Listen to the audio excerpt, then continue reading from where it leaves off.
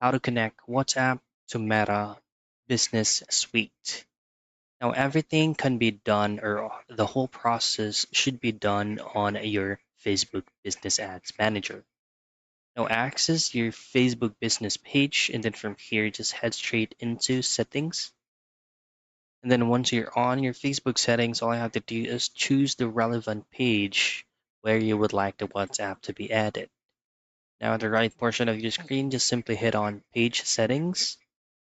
Then you will be redirected to your Facebook settings. Now, at the left portion of your screen, you should see settings and privacy. Scroll all the way down and then just head straight into linked accounts and their permissions.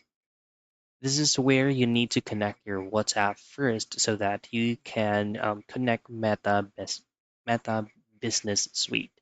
Simply click on WhatsApp and you'll be asked to input your WhatsApp phone number and then just simply hit on send WhatsApp code.